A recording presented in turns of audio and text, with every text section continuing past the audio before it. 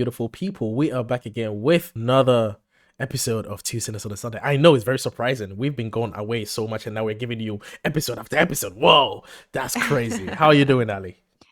I am so great. This is a work that I love doing. And so, although, it's been a little bit hit or miss, it is still uh, just, we're very passionate about it. And it is still a joy to be here. So, I'm excited to talk to you all again today. And we're kind of just going to build off of our last episode. Yeah, I love that you said it is a joy to be here because I remember that being such a common phrase that gospel band leaders would say as an introduction to getting people riled up to start singing praises to God in churches and stuff like that. Oh, It dear. is a joy to be here today, Oh, beloved, dear. and then everyone is gonna say, yeah, it's a joy. Look to your neighbor and say this thing, and then they said, I know you didn't have that in the Mormon temple. It was a bit more dry, No. but Yeah. yeah, Very dry. in my culture where things are a bit more exciting, we get to experience that. Look to your neighbor, turn to your neighbor and say, it is a joy to be in the house of the Lord. It is a joy to be in the house of the Lord. Yeah, that's pretty much the culture, and you get people's emotions and oxytocins and serotonins rising up, and Yeah. everyone just like you're already bonding people by doing that. So that phrase like took me Yeah. back to the praise leader saying stuff like that as an introduction, and then the pianist doing stuff, and then the bassist doing stuff. And obviously, if you're in the SDA, you don't get to experience those things unless you're in a bad version of SDA where they don't care about the rules and they do that anyway. Um, Yeah. So I guess you can take the girl out of the church, but you can't take the church out of the girl. I don't know. It nope. still pops up. Yep. I'm sorry, y'all. You are still every All bit right. Mormon, Ali. I guess so. It's just part of it. All right. So, the last episode, we talked about songs inside of Mormonism that shaped our belief. And now I kind of want to talk about the songs we heard on the radio, talk about the more secular songs outside of religion that challenged belief, that challenged authority, that challenged the shame, the Mm, conformity, okay. and that institutional control. And so I just thought that contrast would be something really fascinating to dissect and to discuss with you, Evans. So Okay, that's I'm looking what forward to it I'd like to because do. we were both very into music, and I was heavily Yeah. in the music ministry in terms of Yeah. performance, in terms of organizing, in terms of traveling around to sing in places and events Hmm. and all of those things. So I have a bit of experience in that. Yes. Yeah. And so that's why I thought this would be kind of a fun little angle that we could cross over with. Oh yeah. Basically, this is what happens when music becomes the place where people now can process doubt, process identity, longing, and a broken faith. This wrestle with our spirituality Okay. that a lot of artists have talked about in their music. And I look at them as kind of my modern hymns, my current hymns, Mm-hmm. post deconstruction. Yeah. Okay. So, Well, yeah, I'm looking forward to it. There are a lot of songs I can understand what you're talking about, which is you are deep within this religion. You've been listening to religious songs most of the time, and then yeah. all of a sudden on the radio, or there's Yeah. this worldly music that's playing, the devil's music, Yeah. and then it's fairly fine. You're treading safe waters, right? It's not saying anything derogatory or anything erotic or anything like that that would make you uncomfortable or even make your parents uncomfortable if they heard it, right? And then all of a sudden there's this one line or one phrase that makes you go, Yeah. Hmm. what is that? Where did Yeah. that come from? And it starts to make you think whether you Yeah. should keep listening or you should stop listening. I think everyone has experienced it at some point Yeah. in their Either religious in journey. or outside, Right. this music maybe starts planting a seed of truth telling and it gives language to doubt that maybe Mm-hmm. you're experiencing. A lot of it is very fascinating in Mm-hmm. listening to it outside of the faith. Basically, religious systems, they provide certainty, they provide answers, they provide the structure, right? And this worldly music that you're talking about, it explores more grief, ambiguity, longing, freedom, and questioning. in and of itself. So while the music within the church tells you what to believe, this worldly music often asks you what you actually feel. Mm. My first one, I remember when I would listen to it, my father was a huge Beatles fan. And one song that I remember was Imagine by John Lennon, right? It's very subtle, but imagine a world where there isn't religion. And I was like, what? A world without religion? Like, wait, why would that ever be the case? Because religion is good. It's what keeps us from being crazy. But yeah, the themes of that song are obviously anti nationalism, anti materialism, and it does position religion as divisive and it questions that. Yeah, it's definitely one of those songs. I remember hearing it, and I heard this group do a cover of it. I never really heard the original before.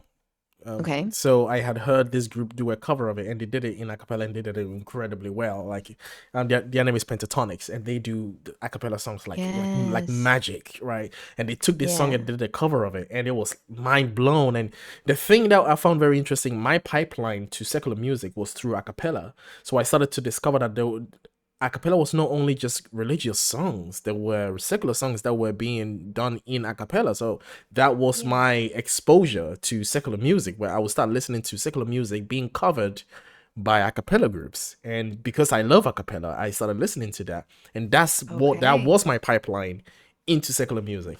It's very interesting how that worked. And yes, I had the same thing. It's just listening to all of these people, different backgrounds, different experiences Yeah. coming together to sing this beautiful song, and just Yeah. talking about what if we just took out all of these differences, the world would be as one. And that was like, whoa, wait, hold on. So there is this whole experience that I had where I went all the way back to the stories that I was told, the stories in Yeah. the Bible. And I went to this story, one of the very, very, very early stories that put me in pause when I was deconstructing, and that was the story of the Tower of Babel. And I don't know if you know about the story of the Tower of Babel, where there was this guy called Nimrod, who is this great hunter, right? And Hmm. obviously, there are different stories in Mormonism about Nimrod, I think, as well. And this guy decides to gather up the people. At that time, the whole world was speaking the same language, and they were all one in one accord. So it was very easy to round people up, and the one goal to build this tower to the heavens so that their name would be known forever, and blah blah blah blah blah. And God sees this and is not amused, because Mm. he actually is genuinely intimidated by this. And then he makes a Yeah. statement that stopped me in my tracks. I couldn't understand this. Why we thought that this guy was the protagonist of the story. He said, and you can read this in the Bible, he says, if we Yeah. leave these people alone, Yeah. there is nothing they could not achieve. And I said, what?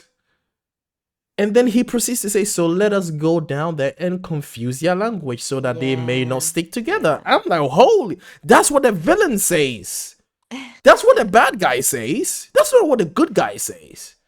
It's so true. So he goes down there and separates them. He confuses them so that people started becoming tribes. He caused tribalism, according to the story. We know how tribalism actually started in real life, but according to the stories, this is how tribalism started. So Yeah. he caused division.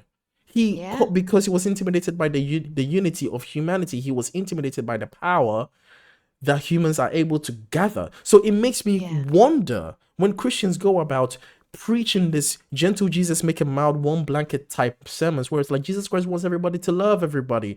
No, no. Read the book. He Right. really much Yeah. doesn't. He wants Yeah. his people be That's here and your right. people be there so that he can come back later on and genocide the rest of you. That is really Yeah. what the whole goal is. He doesn't want humanity to be together because there is power that goes beyond him, that threatens his godhood.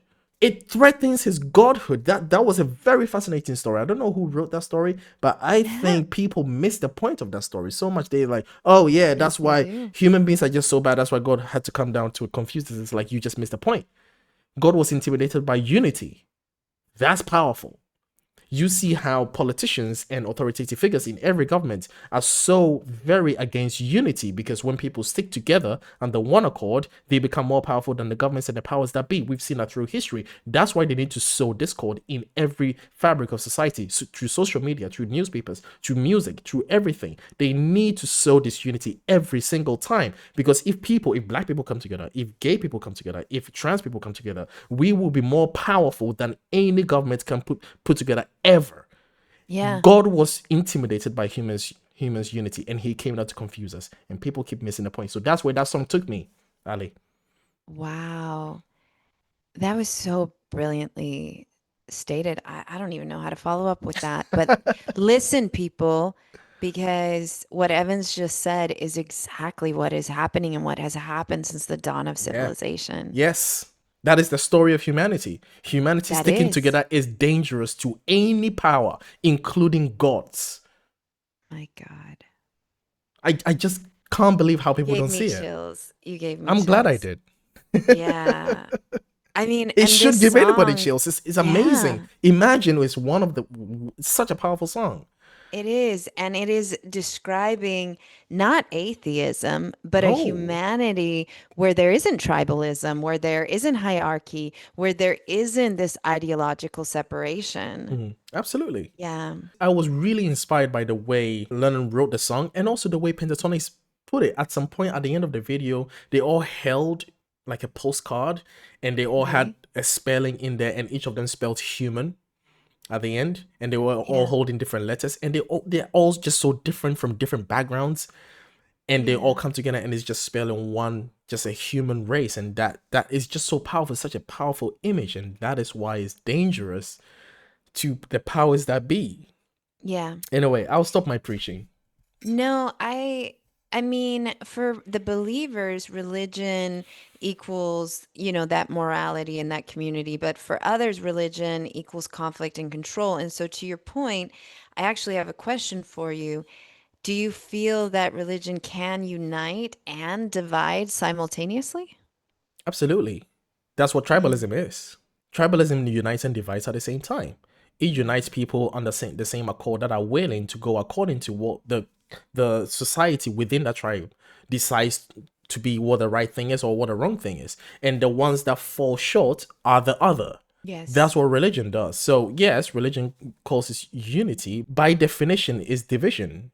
So putting people in different groups, if you say that just because this one group are all united and therefore religion causes unity, then that's, I guess, one definition ignoring the rest of the big other box. If you ignore the Yeah. other box, then you can say religion causes unity. If you ignore the others, if you ignore all the things, the way it treats women, if you ignore the way it treats homosexuals, the way it treats Yeah. transsexuals, the way it treats everybody else, if you ignore Yeah. that, then yes, religion causes unity. Absolutely. Oh yeah, it brings people together.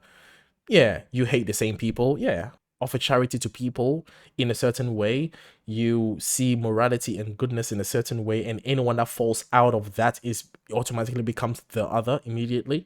Your own family members can be shunned. Jehovah's Witness immediately becomes the other. Mormons. Mormons, Seventh-day Adventists. So yes, it creates unity as long as you're willing to follow the prophet. Follow the prophet. It will create unity. Absolutely, yeah. As long as you follow the rules, don't fall behind the rules, because then follow the commandments and then allow the consequences Yeah. to follow. So yeah, in a more generic sense and critical sense, religion definitely does not form unity. It clearly doesn't. No. It's just no Yeah. evidence. Yeah, It's very divisive. very. Have you heard of the song Losing My Religion by REM? I'm sure you have. I'm sure I have. I'm not good with song titles and Sure, artist sure, sure, names, sure. so Yeah. it's probably one of those where Well, I've heard on the radio and I don't know that that's yeah. what it is. Losing my religion. Mm, Da, da, I da, have heard of da, da, that. da. So the funny thing about that one is that losing my religion is actually a Southern phrase in America. Oh, And what it means is losing composure and an emotional unraveling. I But see. culturally, it's become associated with a faith crisis, deconstruction. Mm. And so people connect to that song because it really captures the uncertainty obsession and that emotional collapse that comes. Yeah. And so when you're in a faith crisis, it's often so emotional before it becomes intellectual. You know what I mean? Yes. Yeah. Yeah. It's at a point where a lot of people who have deconstructed or are deconstructing come this pivotal point in your faith Yeah. where Yep. you're struggling, you're scared, you're begging, you're bargaining with God, you're asking God to show himself, and there's Yeah. nothing happening, and you're desperate, and you are afraid, but at the same time you feel like you're losing the thing that's grounding you, the faith. Yeah. And that Yeah. becomes, that really is that feeling that a lot of people experience is desperation, frustration, sadness, anger, all of that balled up into that one scenario where it's like the best way to describe it is I'm losing my religion. I'm losing, and it's at the same time it's like it's a cry for help in a Yeah. way. It's very Yeah. interesting. Yeah. Well, because it's kind of like your scaffolding, right, is coming down, it's Yeah. falling down. That framework that's been holding your whole world together, it's cracking, it's crumbling, Yeah. and it's very scary. And like both Evans and I have shared in the past, is when your world starts falling apart and you hit nihilism, it's very scary and dangerous. And that's why I can only speak for myself, but I believe you would second it. We wouldn't wish a faith crisis on anyone Oh boy. because Jeez. it really is something that almost took us. Your whole identity and everything that you thought you knew about the world is falling apart.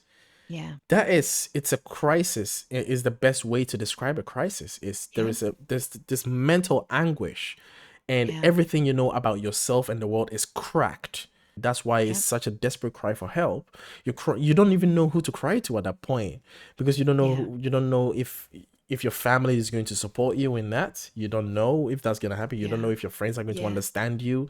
You don't know if Hmm. people who are in the faith are going to understand you. If you don't know if the leaders of the faith are the people to go. God is not answering you because he's silent. Yeah. And you don't know who to go to. Yeah. It's just such a, who do you talk to? And obviously you don't know people who are non-believers, because at the same time, Right. you don't know whether you are an Been kept unbeliever. from them. Yeah, Yeah. but you don't know whether you're going to be an unbeliever. Hmm. Because you don't It's want true. to not believe, That's right? right. So you're not. Yeah. The worst thing you could do is to talk to an atheist, probably at that time. That's the worst thing you could do, because you Yeah. want to hold on to it and you're desperate, but you don't know who to go to. You go to God, there's nothing there, and that is really the core of it. It's this heartbreaking, cold silence of your begging and your tears and your cries, and there's just nothing. Loneliness. You just realize how alone you are, and you have to figure this out yourself. How can someone not feel alone in that situation? Everybody would feel alone in that situation. It's cold and scary. Yeah. You Oh brought me yeah. back. So yeah. Okay. Had some Yeah. nostalgic moments. Yeah. Oh Yeah. boy. How about Take Me to Church by Mm-hmm. Hosier? Mm-hmm. Yeah. I What love does take that me to church. religion and shame, right? Institutional shame, sexuality, moral control, reclaiming humanity. A lyric I love is I was born sick, but I love it. Oh, yes. Yes. Yeah. Yeah, human love and sexuality are sacred, even if institutions condemn it. Yeah. And something that I was thinking about as you were talking, leaving religion or coming out as a non-believer is akin to when you come out of the closet as somebody that's LGBTQ. And my heart truly goes out to that population because to a certain extent, they have to do it twice Mm, because a lot of times they have to come out with their sexuality. But then, if on top of it, their religion doesn't support it, they have to come out a second time. mm. And that's extremely painful. I can only imagine Yeah. what that would be Yeah. like. I mean, in our support work, in my support work that I do as recovery from religion, you speak to people that are in the LGBTQ community, and a lot of the time I ask them the same question, and the same question is, how was it? How was the reaction when you told people you were no longer a religious person Yeah. versus when you told people that you are a member of the LGBTQ community? Yeah. What was the difference in reactions? And I get different responses, and some of them, their parents were more concerned that they were gay than they were concerned that they were non-believers. Yeah. And then there was the opposite, vice versa for other people, where they didn't really, not that they didn't care, but they were getting around them being a member of the LGBTQ, but they couldn't deal with the fact that they were non-believers completely. There's the majority that I've heard though is people struggle more with their children being a member of the LGBTQ than they are non-believers. They would rather their children at least Yep. be heterosexual and be non-believers, so that I don't know whether they Yeah, they can just write it off as, oh, right, they're just wayward for a right, time, but they'll right. eventually come They'll back. There's come still back. hope there, right? Right, But right, sexuality is pretty much definitive, and there's no right. going back from I guess that. so. So that's what it seems to be the case, and I Yeah, get that those responses, and it's just so sad. My heart goes to everyone that experienced this cold. I think this is why talking about this topic in a music context is very important, because we see how music encompasses all of these experiences. We just see it, how even though we talk about so many topics separately, when the moment we started talking about music, we're talking about everything. We're talking about how music touches every topic yeah, when it comes to yeah. deconstruction. Anyway, happy Pride. Yeah, absolutely. Yeah. And we're going to come up with more context Mm-hmm. that is going to address some of these things. But this very song really does flip the idea that desire is sinful, and instead it questions whether shame itself is the real problem. And a lot of former religious people, our LGBTQ listeners, and anyone that's experienced purity culture and has been shamed by it, I think this song really resonates. Absolutely. Oh yeah. Yeah, The what I love is when I see people be themselves, trans people, women, bi, when sure. I see a lot of different expressions at an event and you see Yeah, so many forms of expressions and you're like, wow, like humans are really cool. Like we can just do stuff. We can just look yeah, this way, like, wow, that's how did you do that? And I just love it when people receive love that way, especially on yeah. social media, when you see someone do some very interesting makeup or wear some dress. There was this guy that I follow on TikTok. He's gay, and he is so, how do I say it? He's basically a fashion enthusiast, right? Okay. He loves the interesting attires that he wears, and I'm jealous. I'm like, what? The How do you? freedom, Yeah, and yeah, and it's like, to how do you just, even come up with that combination of the top to the down and the shoes, and just how happy and how free he is, and the amount of love that he receives from the comments. And I'm happy that we can do this. Like, I'm happy that yeah. humans can be I'm like, I'm boring as hell. Like, I'm like, oh, I just put on a shirt and a jacket and I just move on with my life. And then here's this guy so happy with this. I'm like, damn, I want that.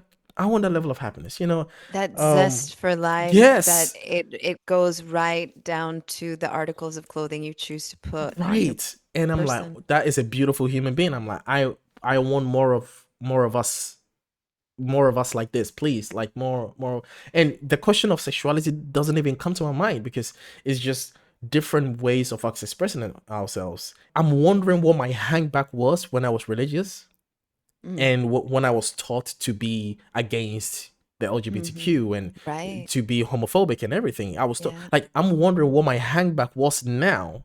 It feels so long ago that I don't even remember the problem that I had with anybody that expressed themselves differently to me, other than it gave me the discomfort.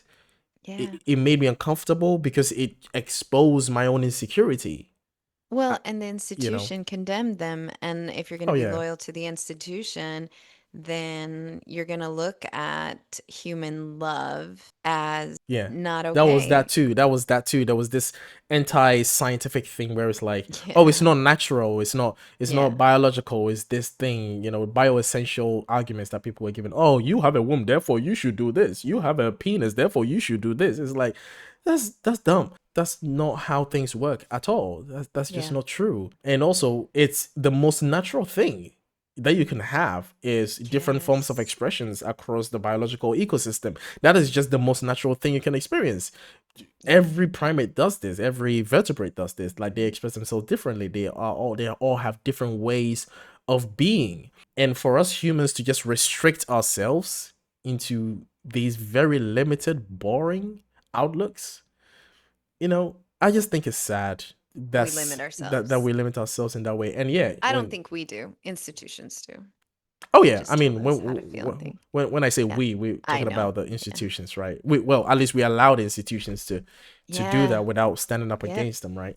All right, I'm gonna take us. This one here is gonna be fun for our 1970 boomer babies out there. American Pie. Have you heard that I have song? heard of American Pie. Yes. Bye, bye, Miss American Pie. Pie. Drove Yep. my Chevy to the levee, and the levee was dry. Oh my Yep. goodness. Yep. My 14-year-old can sing along to that song. So, yes, It's quite a that popular, isn't song. it?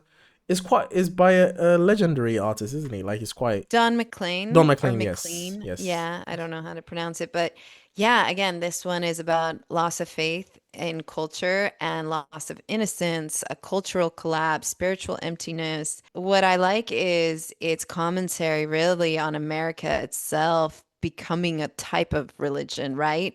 The myths, the rituals, the heroes, and the song mourns a world that once felt meaningful, but no longer does anymore. And yet, upbeat, fun, jazzy. But when Mm. you really stop and hear what it's really talking about, oof, it's like not so pleasant. Nope. And yeah, it's fascinating. Nope. I love that song too. Yeah. Have you ever heard of Only the Good Die Young by Billy Joel?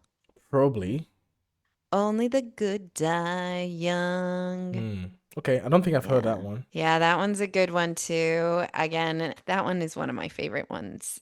That one there is focusing on Catholicism and the moral rigidity within it. And he's basically saying to this girl, he points out the hypocrisy, like, come out, Virginia, don't let me wait. You Catholic girls start much too late. Ah, but sooner or later it comes down to fate. I might as well be the one, Oh. right? Well, they showed you a Okay. statue, they told you to pray, they built you a temple and locked you away. Ah, but they never told you the price that you'd pay for things that you might have done. Well, only the good die young. Wow. That's what I said. Only the good die young. You might have heard I run with a dangerous crowd. We ain't too pretty, we ain't too proud. We might be laughing a bit too loud. Ah, but that never hurt no one. I mean, think about it. That was a big one. My ex would always be like, shh, you're All laughing right. too loud, you're talking too loud, Mm. especially in sacred spaces and whatever. And I was always like, ah, Mm. why did God make me this way? Why am I so loud? Right.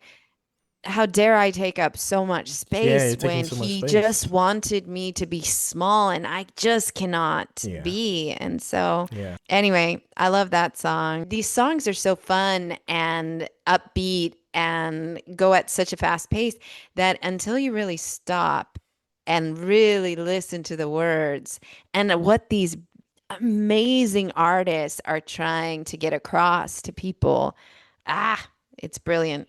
Yeah. Yeah. Really appreciative music like that being around at that time too, when in the States at least it was highly religious, almost Yeah. 70% Yeah. or 80% people proclaiming to be Christians. And Yeah. for someone to be allow themselves to be that creative to create that, it's revolutionary, right? The It's counterculture that was yes. happening at that Right. time. Right. Yeah. I got to finish the lyrics though. You got a nice white dress and a party on your confirmation. You got a Oh. brand new soul and a cross of gold. But Virginia, they didn't give you quite enough information. Ooh, Oh ooh, ooh, ooh. wow. You didn't count on me when you were counting on your rosary. Oh, oh, Oh oh. And wow. they say there's a heaven for those who will wait. Some say it's better, but I say it ain't. I'd rather laugh with the sinners than cry with the saints. The sinners are much more fun. Two sinners on a Sunday. There we go. You know that only the good die young. Yeah. Yeah. I love Wow. this one. It says, said your mother told you all that I could give you was a reputation. Ah, she never Hmm. cared for me. But did she ever say a prayer for me? It's such, that one's I huge. love the confirmation with your dress on and didn't have Mm-hmm. enough information. It's like how Mm-hmm. similar it is with Mormonism. Yep. Purity Culture had a saxophone solo. It would be Only the Good Die Young by Billy Right, Joel. right. If you haven't heard it, I know it's an oldie, but it is a goodie. An oldie, but a goodie. Okay, how about Leonard Cohen, Hallelujah? Well, yeah, That broken faith yep. and that human longing and that sacred versus human desire, the imperfection of faith. That one there, it I think for me it doesn't resolve the tension. It just lives inside of it. Yeah, Hallelujah was one of those very interesting arrangements because you listen to it from the Christian perspective, you almost lose what it's about because you're thinking Mm, you're hearing Hallelujah, Hallelujah, and yeah, you're thinking, oh, yeah. okay, it's probably okay. It's probably Hallelujah. okay in terms of the songs that you can consume. So you don't really pay Hallelujah. attention much to the lyrics until you actually pay attention. You're like, wait, Exactly. Yeah. hmm. Hmm. It's not so inspired by the Holy Spirit. Um, No, and it really just, it frames spirituality in a messy light, mhm. and that humanity itself is messy, and maybe it always has been. And I feel like people connect with it because they realize that spirituality is imperfect and that there is no certainty. You see, the pain of religion, especially what the Abrahamic religions did, which some of these songs really speak to and exposes where that pain really comes from, is what these religions offered us. The ideology Hmm. of the human beginning was we were once good, we were once perfect, we were once great, and then something happened. The woman's Yeah. fault. We blame the woman, and We then like our apples. women like their apple. Yeah, well, they like their fruits. If it wasn't an apple, Americans Oh, said it was sorry. apple, and then the whole world thinks it's an apple. Um, thank you, America. Um, and I actually don't know if it was America that did it. It's probably a European thing. Um, and then we have to work our way back into the perfection that we were. That's what religion is giving us: is you were once perfect, and something broke, and now you have to work your Hmm. way as long as you follow the rules, you follow the prophet, you follow whatever denomination that you're in, and then eventually once you die you're going to get back to that perfection that you were. Yeah. But when you look at reality, and when you look at science and biology and whatever, the real world, you realize that we started off as, I don't know, insignificant things, blobs on this planet, and we are trying to figure it out. And we are going from thinking that drinking mud water was better than dying, and now we're realizing, oh, actually you don't have to drink mud water, you can boil it and then filter it and stuff like that. And then we went from that to realizing that, oh, we can drink different forms of fluid, we actually can survive if we drink this fluid from that fluid, and that tribe did this, and critical thinking started forming. And so we Mm. started from very humble beginnings, and we are working our Hmm. way into much better ways. We don't know whether we're going to get to some amazing, I don't know, human slash cyborg perfection level, but there isn't a goal, there isn't a epitome of human peakness. We are currently here now.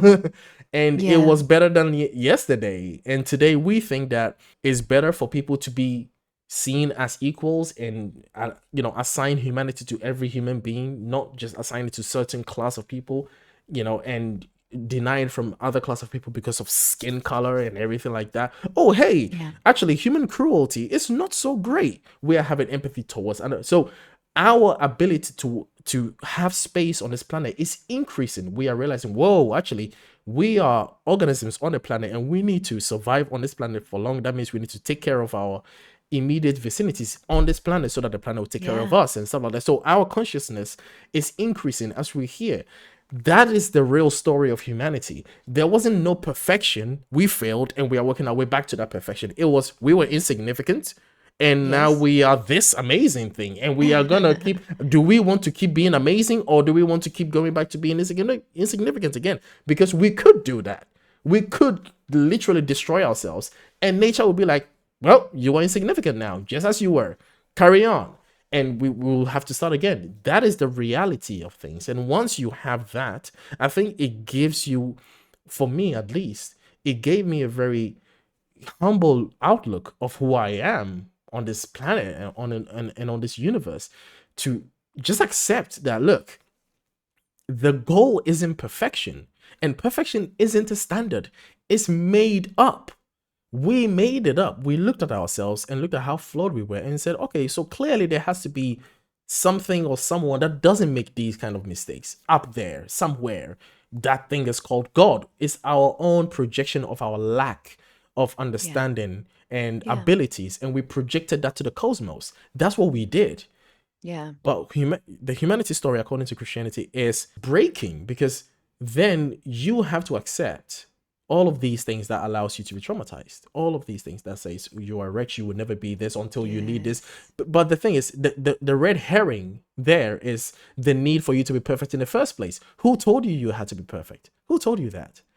Religion told you that, because he told you Yeah. that you were once perfect and you need to work your way back to be perfect. But if you take the natural world, and if you take how we look, we are not perfect, because perfect isn't a standard. We just have to keep trying to be better than we were yesterday. And it's not exciting. Yes, I know. It's not the flashy stories. There's no apple and snakes talking. I'm sorry, man. I don't have stories. I mean, maybe we could come up with stories. Hell, we come up with stories. We already have stories. We have movies. We have poems. We have songs. We have stories of these things. They are just not all curated in one center called a church, and give it to you at once. It's all Yeah. separated in different ways and different forms and backgrounds and around the world. And it Yeah. is our job to, if we want to find some grounding on this planet, to look for those things and find those Yeah. groundings, rather than going to one building and they're going to give you everything. That's easy. But I understand that too. You are on fire today, Evans. So, yeah. Okay. So, secular songs, why do they feel spiritual to us? And I think for me, I still crave that transcendence, that meaning, that connection, that awe. Hmm. And music really is communal and emotional and confessional.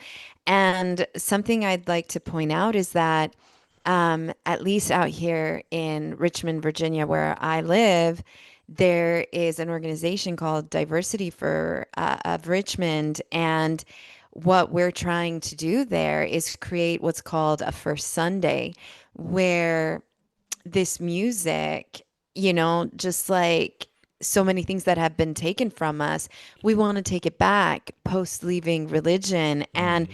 we still want to create a space where this music isn't harmful, but a place where it can still feel safe. And so, yeah, for many people, concerts become church after church, and listening to these songs still can hold a place, and religion doesn't have to hold it hostage from us. Absolutely. And that is a work that is going on, at least in my neck of the woods, that I'm proud to be a part of, and that I hope in the years to come will trickle down to multiple communities and give people a way to have religion. What I'm trying to create at Diversity is how Sundays should have been, rather than how they are in a lot of these high demand religions. Absolutely. And that is the work that I'm hoping to create Yeah, it's for it's a noble others. it's a noble endeavor. I think it's Yeah. worthwhile achieving.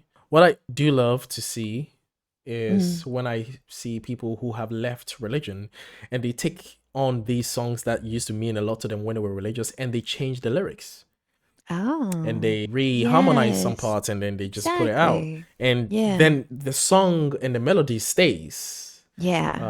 And then, but the lyrics are different and it means differently to you, and I love that. I have done some of that Yeah. myself, in drafts and stuff like that, where I would just take a song that I really love and just go in the lyrics and just change it, just write it in a way that is profound, that is less, self-loathing, which is a lot Yeah. of the songs are self-loathing songs, Yes. Yeah. and you put it in a much more healthy way, Isn't that beautiful? Yeah, and I think just that is an art form, and I've seen people Absolutely. do that, and I want people to do more of that. Take a song I that you can really like and just change the lyrics. I can totally see that happening as we build this, first Sunday where these songs can be taken by poets and Mm, rewritten in a healthier way and a reclaiming of it because really what elicits that emotion is the music piece oh yeah. and if we change the lyrics we amplify that but we can amplify it in a much healthier light and so yeah I think that then we could create songs that are more honest Yes. than what the church has tried to give to That's the us. goal. The goal is authentic music where it's really coming from you.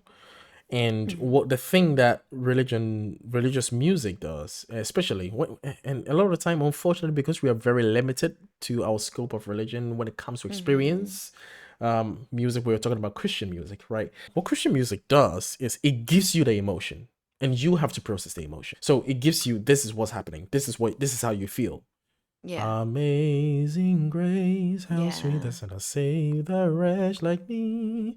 I was once lost, but do you relate to this? Do you? I guess you have to. You Mm. have to relate to it, Mhm. because in some way you are lost. Because last week you stole a pencil, so I guess you are lost. Yeah. Um, and you just have to relate to it. You have to manufacture the guilt in order to engage with this song, and that's what we're talking about. Is there's so much negative emotions that you have to Yes. harvest in order to engage genuinely authentically with these songs. And what we're talking about is authenticity whilst harvesting healthy emotions. How about that? Yes. A healthy emotion that doesn't Yes. depend on someone outside of you validating your being because you licked his boots enough, and that's what's gonna make him Mhm. grant you your personhood or something like that, or you just affirming how much of a piece of shit you are simply because you are you and you can't help it. I would think that if there is a God out there that genuinely wants a relationship with their children, the worst thing he would want to hear their children say about themselves is that they were pieces of shit. What loving parent would want that? Even if your children are wayward as hell, you wouldn't want them to think that of themselves. And yet, Yeah. we're supposed to think that this is what makes this God happy in these religions. That's right. You have Yeah. to put yourself in these very derogatory terms and do this just so that God will. I mean, we know relationships that are like that. Those are abusive relationships. And you wouldn't Mhm. want yourself to be in that situation. You wouldn't want your children to be in that situation. And yet, when it comes to this God, all of a sudden, abusive relationship means love. It's very Mhm. scary. But it's because a lot of it is the music. It lowers down your defenses and Mm. allows all of these things to become status quo, that you don't question it. But because human relationships are not necessarily status quo, you have to actually work with people. You have to get to know people. So it's very easy to spot these red flags. I mean, people who have done the work that have the ability to spot these red flags. Because one other thing, and I'm going off another tangent, which is these songs and these religions prevent people from having the ability to actually spot these red flags in their real life relationships too, that they end up in continuous abusive relationships, and then the church encourages them to stay in these relationships and discourages divorces. This music has much more power than we give it. It's Absolutely. too much. Well, the only thing I want to add to what Evan said is my deconstruction playlist. Oh, that is cool. Yeah. So this is what I listen to. And okay, so we number will one we will was put it in the description oh, of that this would one be if fun. anybody Yeah, wanted yeah, to go yeah. listen If to it anybody wants to, and add to it, and which add is to it. what Yes. that would be really, really cool. We can all, as a community, create Allie's deconstruction playlist. Yeah. It'll go viral. I'm sure of it. All right. So obviously, Losing My Religion by REM. So I remember listening to this song and like just staring out of a moving window on a train or on, in my car dramatically. Can you imagine Allie just sitting there, just listening to it? Yeah, Did you feel it like you were in a was. music video where there was rain on the Yeah, windows while it's just staring out? time stood still. Oh Yeah. yeah. I love Take Me to Church. I'm not gonna, yeah, that one there Hosea is, is yeah. really, really powerful. What if I'm not evil just for being human? Yeah, it's Right. pretty much religious trauma in a trench coat. Yes. So I love that one there. That one there is very meaningful to me. So, yeah, all of these things, shame, sexuality, identity, are human instead of sinful. Hmm. Defying gravity. We've already talked about this one so many times. I mean, Oh yeah. this is if every faith transition eventually becomes a Broadway number. Yes. So I love that one there. When you realize that authority may not be right, when the crowd rejects you, and you still have to make the choice to leave. So I absolutely love that one there. Yeah, too long I've been afraid. That one really hits that Yeah. line. Too long I've been afraid. Yeah. So then what else? I love You Need to Calm Down by Taylor Swift. Oh, okay. I've not listened to. I wouldn't say I've listened to any song by Taylor Swift. I'm sorry. Forgive me. Oh, you're not a white girl I in am not a white suburban Richmond, girl. Virginia? Sorry. Oh, No. weird. That's weird. Yeah, that one there's really, really powerful as far as like the LGBTQ community, purity Hmm. culture survivors, anyone being judged basically. I And see. it Oh, it plays interesting. into it's a beautiful song. It's a fun song, but it's a beautiful song. And when you hear same-sex attraction Hmm. and you get that cringe Right. from your programming, Right. then you need to put this song on. You need Hmm. to play this song. It's a beautiful Interesting. song. I Will Survive, Gloria Gaynor.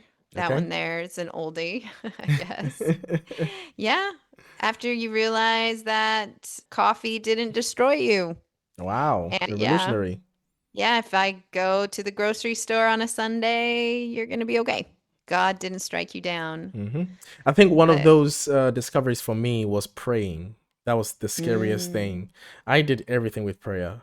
Oh man, I crossed the road with prayer. I went to yeah. school. I ate food. I You get on slept. the on ramp of the freeway. Thank you, Lord, for getting me on the on ramp. Then you get off. Thank you, Lord, for protecting me on the, Exactly. yeah. Yep. All of it. All of it. You know, Yeah. talking like you're crazy and you think genuinely believing that you're talking to Jesus. You know, Obviously, this whole time imagine. you've been talking to yourself. Yeah. Yeah.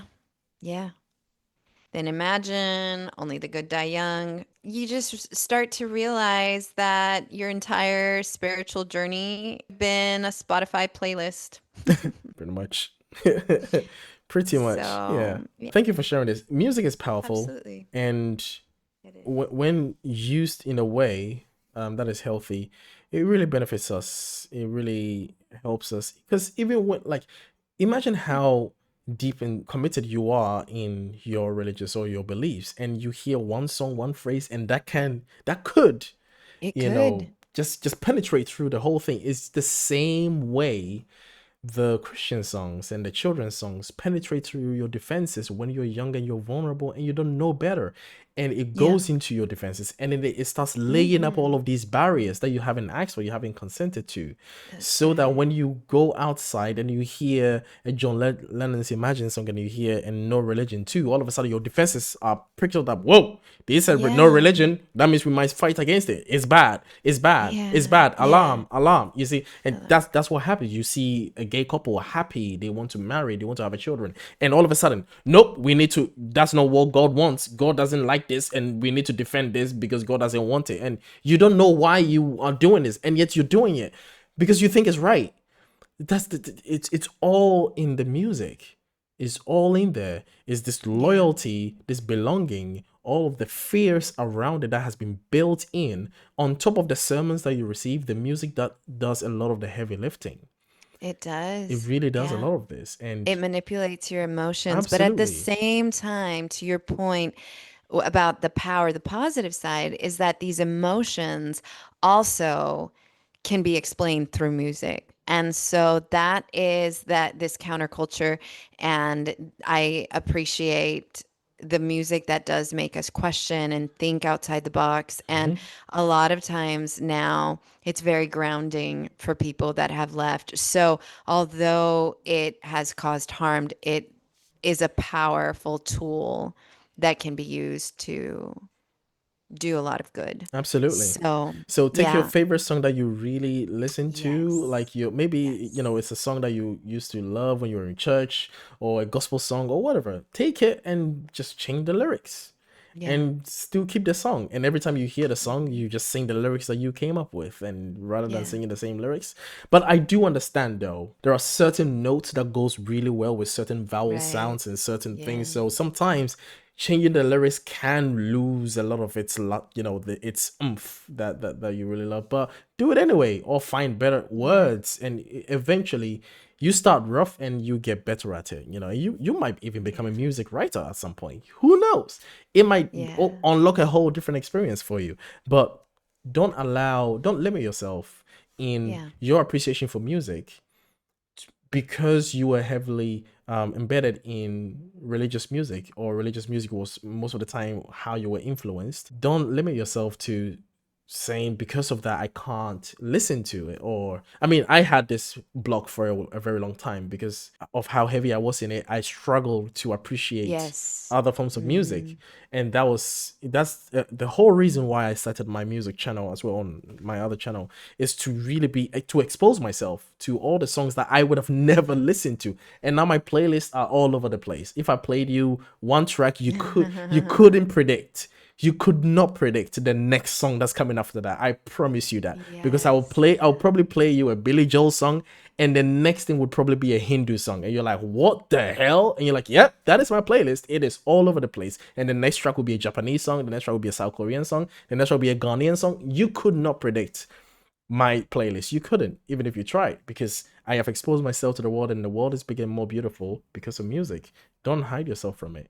And if Yeah. you just can't get rid of that gospel song, change the lyrics. Make your own choir Oh and yeah. make it your own, and don't let them take one more thing from you. Thank you all.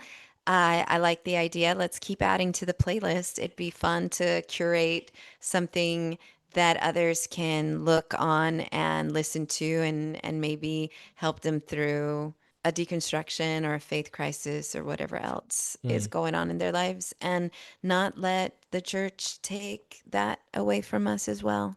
Oh yeah. And like Evan said, if it's not written, you write it. Oh yeah. So. Come up with it. Thank you so much for joining us today to Sinners on a Sunday. And remember, only the good die young. And yeah, We will see you we'd later. rather, yeah, yeah. Okay, bye.